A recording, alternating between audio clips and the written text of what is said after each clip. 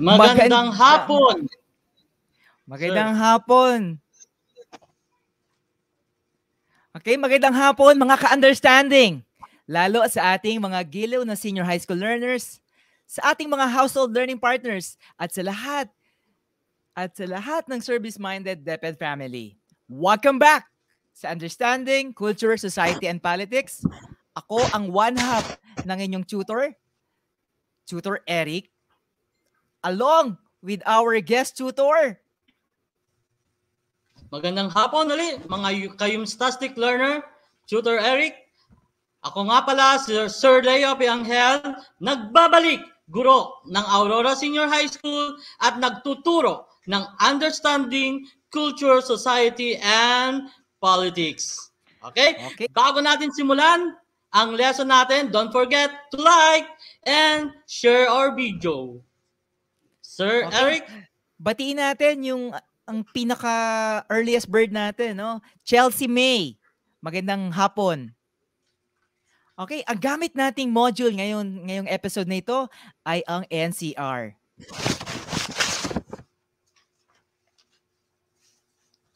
Yan. Okay? Tutor Leo, ano yung target natin? Sige, yung objectives natin ngayon, Tutor Eric, at the end of this session, you should be able to examine the concept, characteristic, and forms of stratification system using sociological perspective. Ayan po, mga kayumstastic learners. So, ayan. Mag-review tayo, Sir Leo. Tingnan natin kung may naalala ang ating mga Yumstastic cuties, no? Okay. Mga kayumstastic learner, balikan natin ang nakaraan ng pag-aaral natin nung last week. Okay, natatandaan niyo po ba? Okay, magbibigay ako ng 3 layunin ng edukasyon. Magbigay kayo ng 3 layunin ng edukasyon. Isulat ang iyong sagot sa comment section natin dito. Okay? From Aurora Senior High School, SDO Isabela, magandang hapon. Okay? Okay. So, balikan natin. Ang teacher, Ma'am Christy Asuncion. Yan, magandang hapon. Buong campus uli, no? Nandito ang Aurora Senior High School, no? Okay. So, ano kaya ang nakikita ninyong image, no? Okay. Ang isa sa function ng education ay ma-develop ang good citizenship ng ating bansa, no? So imagine mo, Sir Leo, no, kung lahat magiging productive citizens, no? So I'm sure uunlad ang ating bansa. Okay? How about the triangle? Okay, nasabi rin natin sa nakarang episode na dahil sa education, na-develop, na-promote ang self-actualization. Okay, ang ganda ng sagot ni Ian Reglos, no? To discover your talents upang bigyan ka ng bagong kaalaman. Yan, Ian Reglos. Okay, a solid answer. At lalong napagtitibay ang human rights, no? Ang education, isa sa mga fundamental right ng isang individual, no?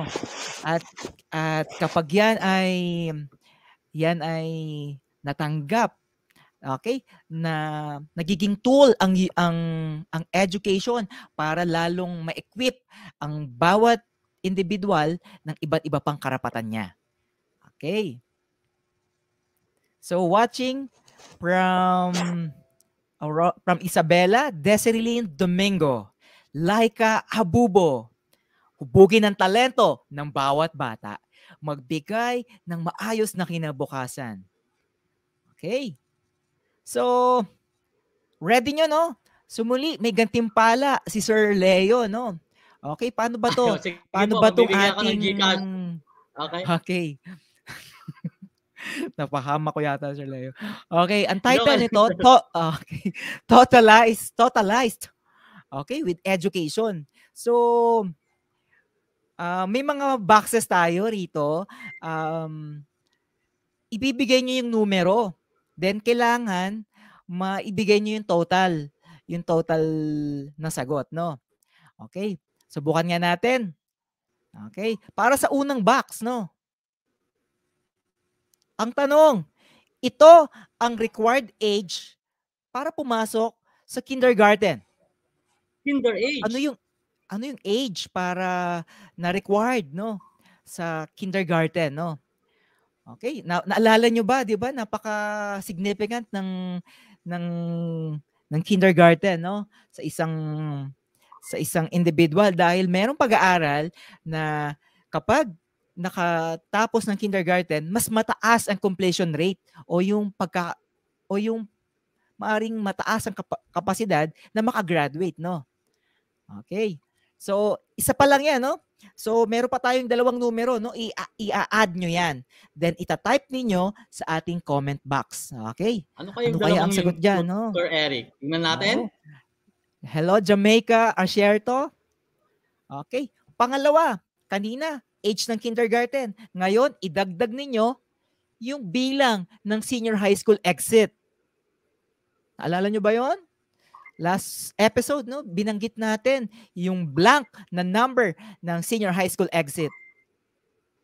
Okay, may nakikita na akong mga may idea, no? Kung ako sa inyo, cuties, mamaya nyo na ibigay yung sagot, yung total number, no? Kasi yung total number ang hinahanap natin. Okay. Yan. May idea sina Juliana, Jamaica, Shamery. At ito yung very tricky, no, Sir Leo. Aling article sa Philippine Constitution ang nagsasabi, the state promotes the right of every citizen to right of education. Ang clue, more than 10. Okay, ito yung pinakamahirap yata sa binigay nating tanong, no? Okay. So saan matatagpuan sa Philippine Constitution yung article na kung saan sinasabi that the state shall protect and promote the right of every citizen to quality education. So, i-add nyo yan. I-add nyo yung age ng kindergarten, yung number ng senior high school exit, at yung article number sa Philippine Constitution highlighting education. Ang clue natin sa article, more than 10. Okay. Sino kaya ang pinakamabilis, no? Okay. So, okay, may integration tayo, no, Sir Leo? Dr. Eric, may nagsagot? 5?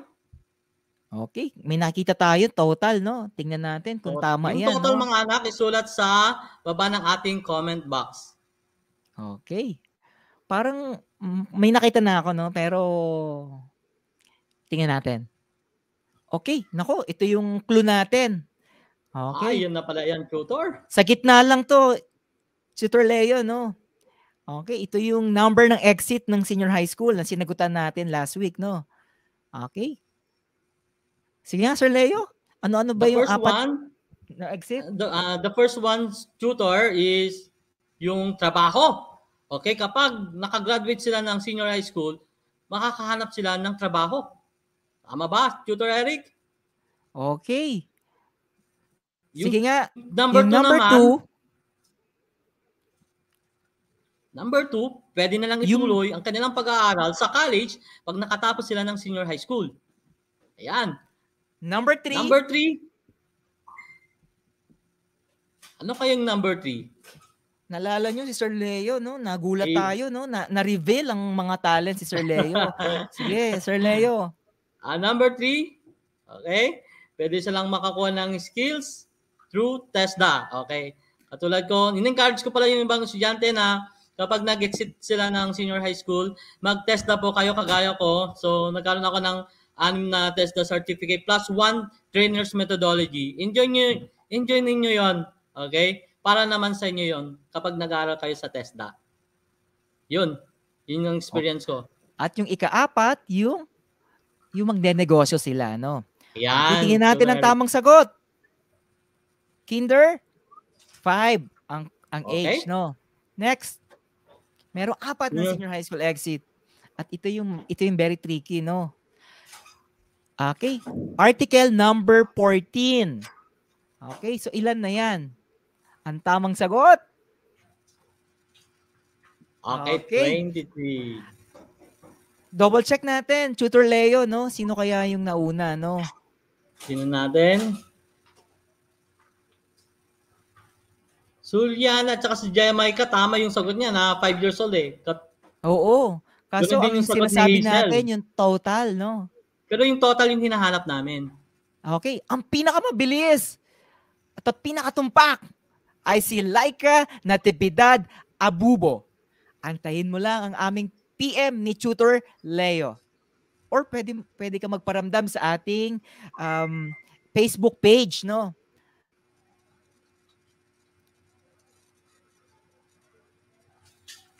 Okay. Last episode, inunlock rin natin itong napaka-importanting words of wisdom from Nelson Mandela. Okay? Sabi niya, Tutor Eric, fill in the blank. Education is the most powerful weapon which you can use to blank the world, according to Nelson Mandela. Ano kaya yung hinahanap nating words? Verb. Okay, mga ka-Yumstastic learner, isulat ang sagot sa ating comment box. Okay. Ang pinakamabilis, si Chelsea. No? Chelsea May Begiras, no? Ang ating earliest bird, no? Okay. Si Chelsea rin yata nakakuha last episode. Tama ba ako? Mamaya titingnan ulit natin yung ating ano, no? Okay. So, yan, change, no? Sir Leo, anong connect nito sa ating discussion last episode? Okay, kung natatandaan ninyo yung last episode natin, passport yung pinili ko because education is our passport to the future. For tomorrow belongs to the people who prepare for it today. Yan yung sinasabi ko sa inyo last week. Yan. Okay. How about this one? Okay. Ladder. So, parang sa antayin inyo naman to, natin, tutor. Tutor Leo, antayin natin yung paano interpret ng mga Yumstastic tuties natin, no? Ano ang connect ng ladder sa education? Okay, type nyo lang sa ating comment box, no? Magandang hapon, Jamaica Asierto, Crizel Taginod, Manilyn Tolentino. Okay, mga learners, anong ibig sabihin ng ladder in connection sa education natin? Okay. Ang clue, paras namin pinagdaanan ito ni Tutor Eric. Di ba, Tutor Eric? Yes. At excited tayo kasi malamang marirealize rin ng ating mga senior high school learners yan, no? Yan, sagot ni Laika, no? Ang edukasyon, ang tulay tungo sa magandang kinabukasan. Okay? Simple, yet very deep in wisdom. Okay? Sagot naman ni Chelsea, steps of success, no? So grabe, no? Ang dami nating candidates for Tuties of the Week, no? Keep it coming. Malay nyo, kayo nang ma-feature natin sa susunod na episode bilang Tutie of the Week. Okay? So, pumunta na tayo sa pinaka-focus natin ngayong episode. Stratification system. Stratification, probably na-encounter nyo na to sa inyong earth science. Tama ba? Sa inyong geology, no? 'Di ba? Merong part ron sa inyong earth science, no? Okay. Tutor Leo? Isa ako kasing science teacher dito sa atin. So, napag-aralan 'yan at itunuro sa atin ng kapartner natin, ang Earth and Life Science nila Tutor Tony and Tutor Julie. Ang sabi niya sa stratification system, when we say strata, ibig sabihin it is a level, okay? So, sa loob ng rock formation, nakakaroon po ng layers. Itong layers na ito, meron siyang leveling. Itutulad natin to sa stratification sa ating pag-aaralan ngayon.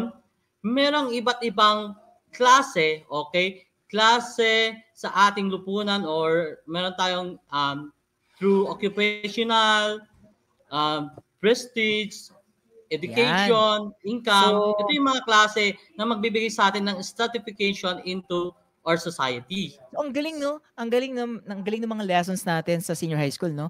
So, merong connection, no? Earth and Life Yes, Science, sir. then connected rin pala sa ating understanding culture and society and politics, no? Okay. So, shout out lang natin ng mga taga Bogo, no? City of Bogo, andito na sila, no? City of Bogo Science and Arts Academy. Okay. Isa rin natin sa mga most supportive school. Ayan. Meron tayo ritong eksena, no? Okay. Sige nga, Tutor Leo. So dito, Tutor Eric, may isang sitwasyon. Ikaw ay isang kinder teacher. So may paggagawin ka sa isang dalawang bata and you are asking to draw a flower, isang bulaklak, okay? Nagagamit sila ng iba't ibang kulay. Pero itong mga Crayola na ito, nagagamitin nila, hindi nila pwedeng i-share sa isa't isa. Okay. So merong dalawang kinder, no? Yes, sir. Yung isa, yung box niya meron lamang 8. Samantalang yung kabila naman, mas marami sa 8, no? So parang 32 or box of 64 yata to, no? Okay. Dami. So, ang tanong,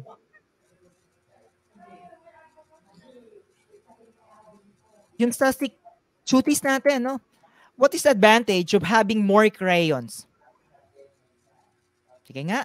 Ano ba yung bentahe sakaling nagtataglay ka ng mas maraming kulay, no? Maraming pang Crayola, no? Okay, welcome back, Kahia Real Dalmar. Okay, type nyo lang, no? Rosalie Pineda, hello? Okay. Sa'yo palagay, Tutor Leo. Kung ako, ang tatanungin, okay, mga ka-cutie, mga anak, okay, sa palagay ninyo, sino sa kanilang mas advantage, okay, sa pagkukulay ng isang bulaklak? Yung maraming Crayola o yung wawalo lang ang kanyang Crayola? Yung kanya mas marami? Okay, sagot ng isa sa mga pinaka-aktibo nating cuties ay si Joben Marinay, no? Mas maraming more color, mas magiging colorful yung gagawin niya at magiging mas attractive. Okay. Oh. Meron siya idea, Tutor. Sabi ni Jamaica, more colors, more beautiful. Okay. Okay. Ang isa pang nagbabagang tanong. Ayan. Sa simula pa lang ba, meron na siyang advantage or bentahe? Itong nagtataglay ng maraming kulay? Ang mapait na katotohanan, opo, meron siyang advantage from the very start. At mamaya sa ating conclusion, i-connect ni Tutor Leo itong ating introduction about crayons, no? Malay nyo, baka kayo rin ma-unlock ninyo yung connection ng crayons na to sa ating topic. So, kapit lang mga ka-understanding, no? Okay, what is social stratification? It is the classification of people. Okay, ganun kasimple, no? Kina-classify natin, so merong magnifying lens, then na-identify natin yung kanyang income, wealth, and social status, no? Okay. Tutor Leo? Okay, social stratification. Pag sinabi nating stratification, okay, naka-structured siya naka-built-in siya into our social system. Okay, paano siya nag-exist? Yan ang tanong ko sa inyo. Nag-exist siya, depende sa kanyang money, depende sa respeto ng tao, ikakategory natin ang mga grupo na yan, depende sa education, depende sa kanyang power o impluensya sa isang society. Okay? So parang sabi nga natin Kung dito, paano no, Tutor i-classify Leo, yung mga tao. yung slice ng cake, nagpapakita rito ng iba't ibang color, no? Then, yung color na yan, it represents yung iba't ibang social status, no? So, yung nasa Yes, sir. tuktok, Ito yung yun yung level. mas maraming resources, no? Yung nasa ilalim, medyo mas limited ang kanilang resources, no? Magandang hapon sa ating Yes. former Cutie of the Week, Grace Kilor, no? Hello, Ian Reglos. Okay? Hi, So, meron Grace. tinatawag tayong social desirables, no? They are resources considered valuable by societies, no? Merong tangible, nahahawakan, at intangible. So yung tangible, physical wealth, no?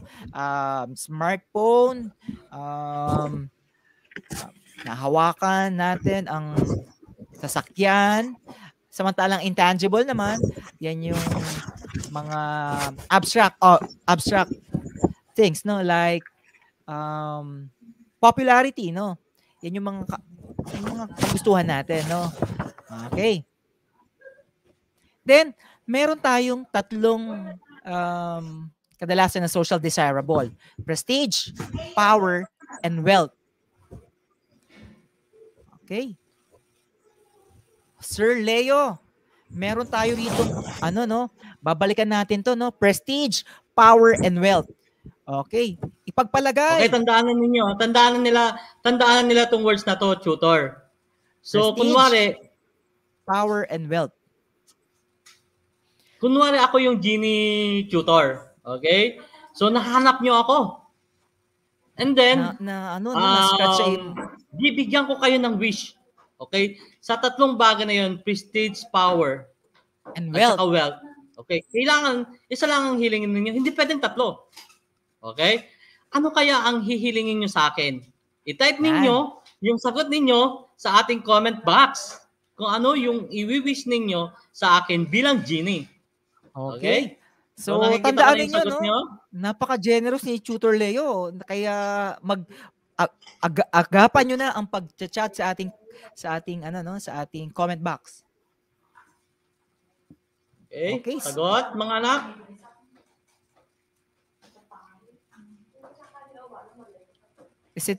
Siguro nahirapan pa sila, no? Prestige, power, and wealth. Pero kung ikaw ay isang TikTokerist, malamang ang pipiliin mo, prestige, no? Okay. Kung ikaw naman ay isang politician, probably you are power. You would ask Genie Tutor Leo, power.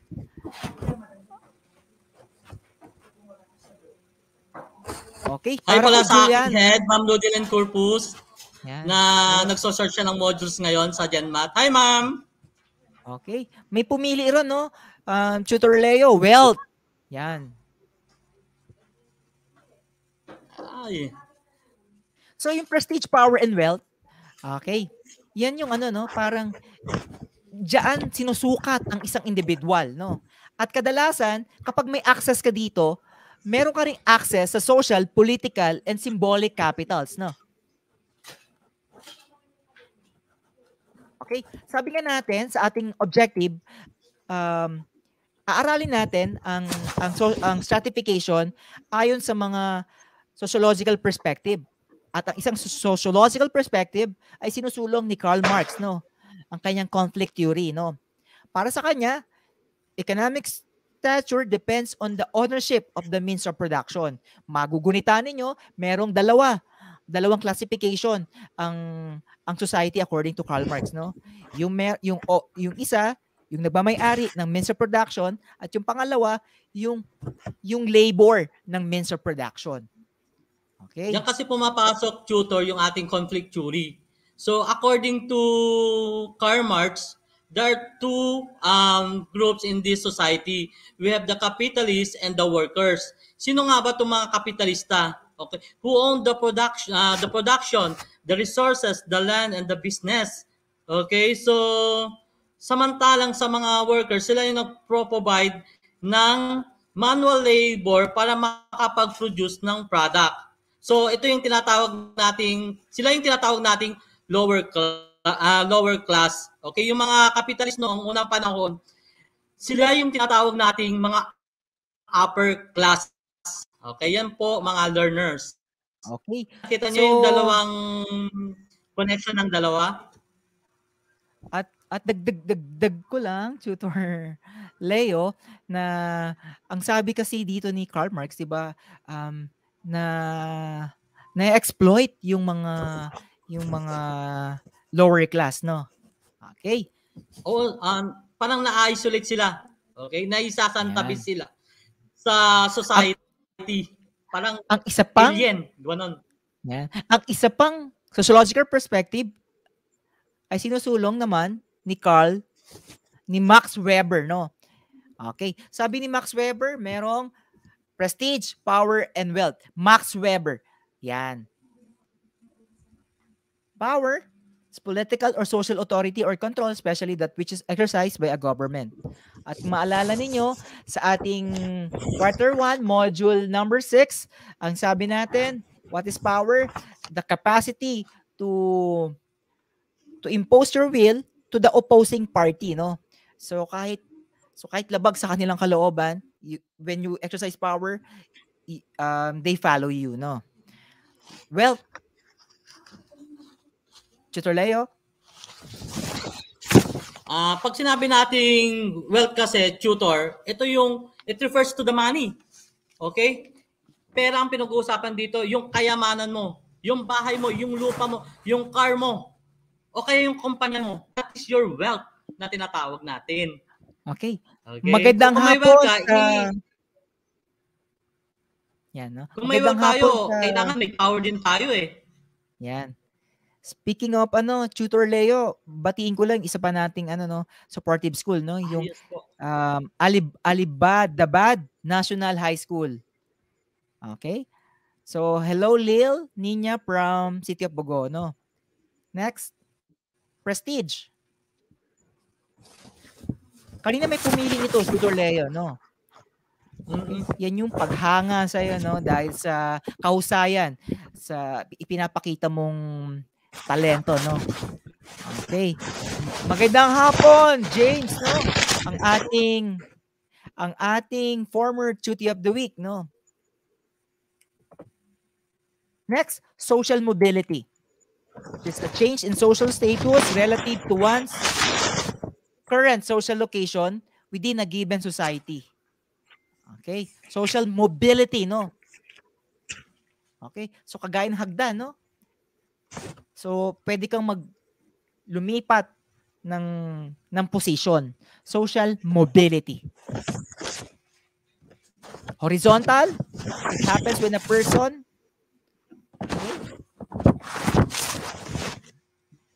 yan, no? Pasensya na po sa audio glitch lang, no? Horizontal mobility, it happens when a person changes their occupation but their overall social standing remains unchanged. So anong halimbawa nun? May isang doctor sa hospital, then nag-shift siya ng occupation niya. Pwede siya maging teacher, Tutor Eric, pero ang bottom line doon, professional pa rin yung doctor na yon. Halimbawa, Dr. Eric, naging teacher. Pero professional doctor sa Eric. Tutor Leo, no? Doctor sa hospital, then kung mag-change siya ng location, pipiliin niya maging professor sa isang medical school. So walang nagbago dun sa kanyang So horizontal ang tawag natin doon, no? Doctor pa rin siya. Yun nga lang na iba yung kanyang location, no? Okay? Tutor Leo? Yes. Vertical mobility, the person or social object moves from one class to another. So ano nga ba yung example? No? So pwedeng upward, pwedeng downward, no? Okay. Yes, sir. Tutor Leo?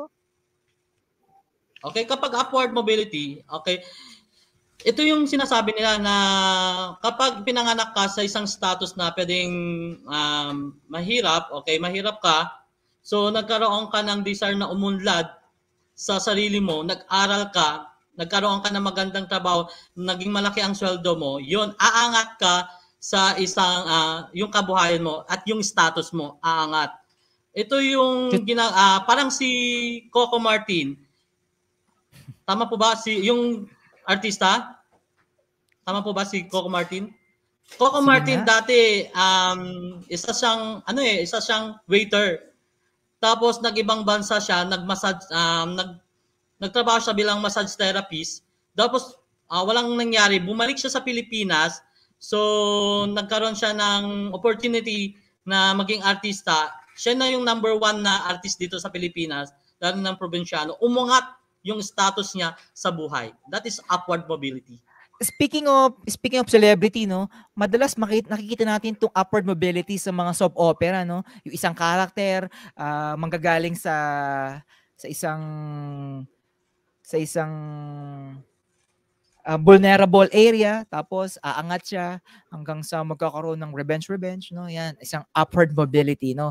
Downward mobility.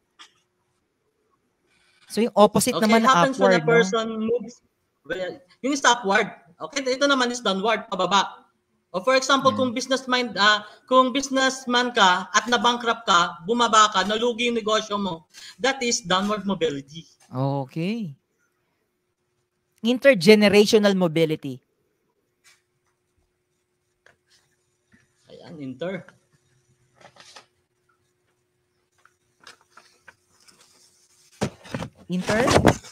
Yan yung ano, no, when social position changes from one generation to another. Halimbawa, no, si tatay na blue collar job, no, kanyang labor siya, pero nagsisikap siya, pinaaral niya anak niya sa magandang nakagraduate, then nakakuha ng magandang trabaho. So yun, intergenerational mobility, no. So si tatay nagsimula nasa mababang level, yung anak niya may pagkakataong umangat. Intergenerational, no. Pwede naman baliktad, no. Mas maginhawa ang ama, tapos pwedeng bumagsak ang sa susunod na generation, no. Okay, next, kung may intra. Okay? Intra. Yung intra-generation naman, sir, okay, change in societal position. Okay, maaring sa pamilya mo ay mahirap ka ngayon o kaya nasa middle class. Sabihin na lang natin nasa middle class. It's up to you kung yung dalawang anak mo is magtatrabaho sila ng matindi, okay, ng pagkasipag-sipag.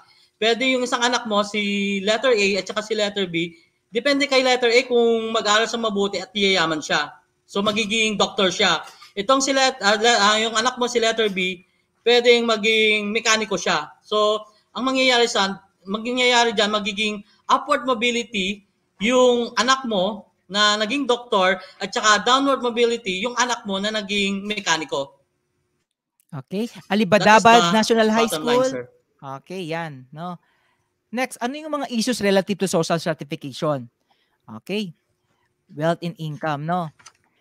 Merong statistics nagsasabi na ang isang diferensya ng wealth and income yung dahil mas maraming kagustuhang pumunta sa urban, ngayon yung mga rural na naiiwan ng kanilang development, no.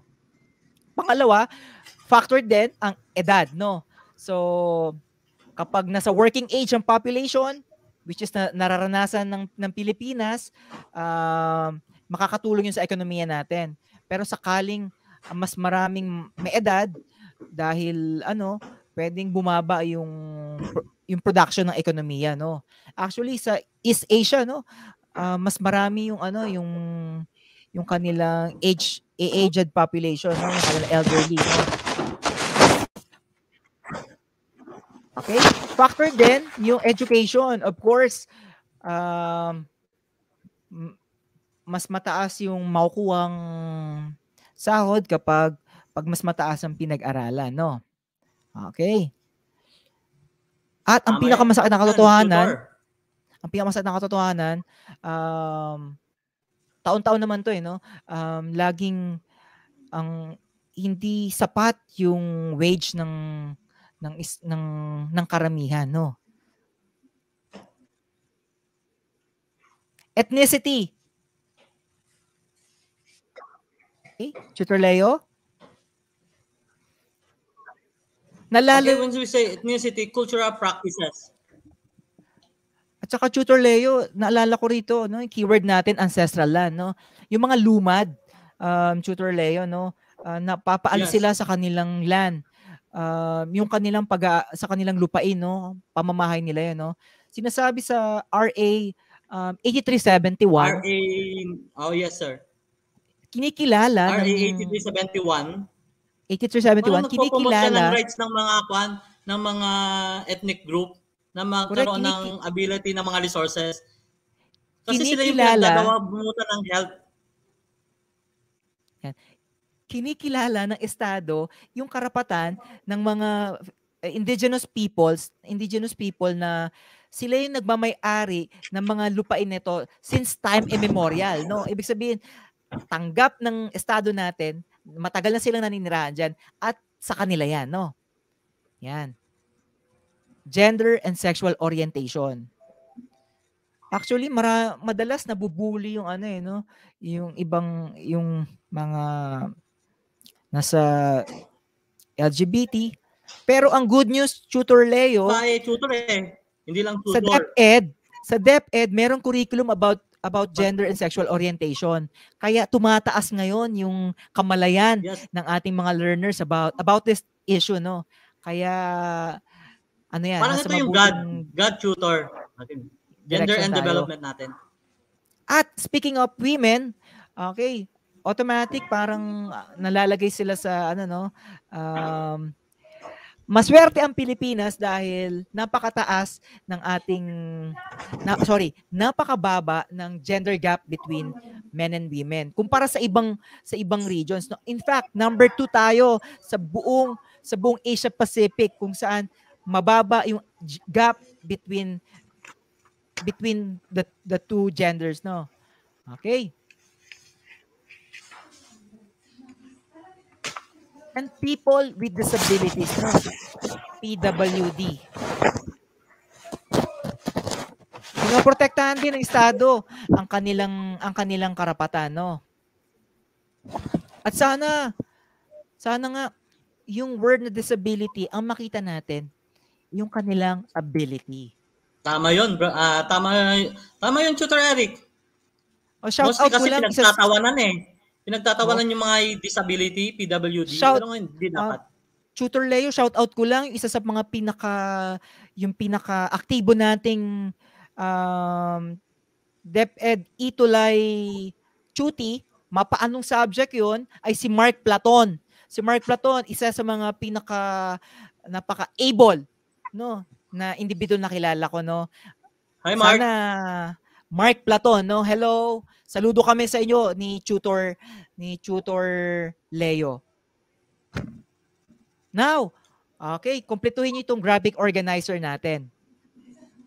Ano ba yung social stratification? Give one keyword. Isang keyword lang.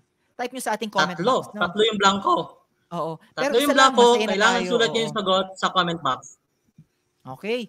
What is at stake? Baka kayo na ang ma-feature natin na Chuti of the Week. Susunod na ating episode. Tama. Hello, Gwyneth. Hello. Hello, Setin. Hello, Justin. Yan.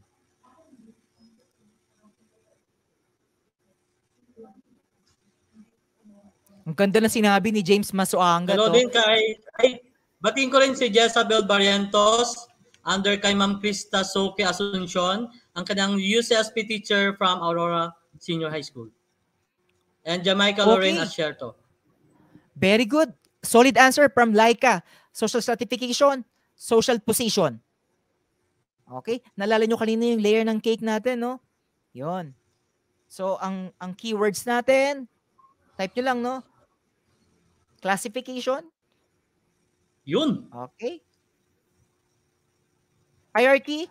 Diba? Parang layer ng cake. Parang layer ng rocks, no? From bottom to up. Yan.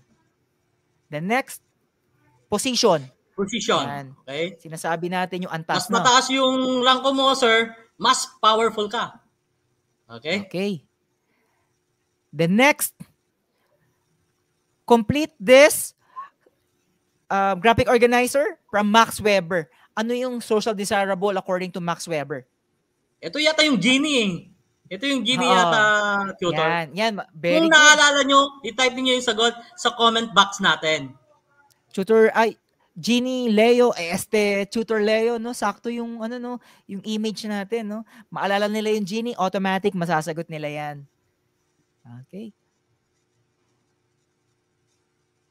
Ang sagot? So, Meron na pang sumagot?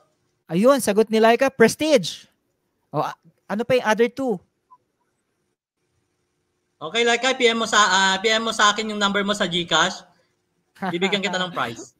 Yay! Ako yung Genie mo ngayon. Ayan. Okay. Yan, no? Salamat. Yan. Next. Okay. I-type niyo sa ating comment box, no, ang ating reflection. There can be no rich without the poor. Walang mayaman kung walang mahirap. Walang mahirap. Okay? So habang inaantay natin dito, Tutor Leo, yung kanilang reflection, sige nga, Tutor Leo, i-connect mo ulit yung Crayola natin sa ating episode ngayon. Go ahead, habang nag-aantay tayo ng reflection ng mga candidates for Cutie of the Week, no? Sige, parang sabi ahead, kasi ng mga bata natin, mas maganda daw ang drawing ng bulaklak kung mas maraming kang gagamitin na Crayola kaysa sa mas maliit. Okay? Dito naman sa ating buhay, kung mas marami kang resources, okay, mas maganda ang magiging buhay mo sa hinaharap. Okay? So, habang ngayon, panahon pa lang, okay, mag-ipon tayo para yumaman. At mag-aral, no? Pero sa totoo lang, mga anak, pero Tutor Eric, sa totoo lang, sige nga. Yes, Genie, Leo. Kapag, ito sasabihin ko sa inyo mga learners, kapag ipinanganak naman kayong mahirap, huwag niyong isisi sa ating Panginoon o sino mang tao na ipinanganak kang mahirap. Pero, dahil ang good news, kasalanan mo kapag pero Tutor, pero kasalanan mong mamatay na mahirap.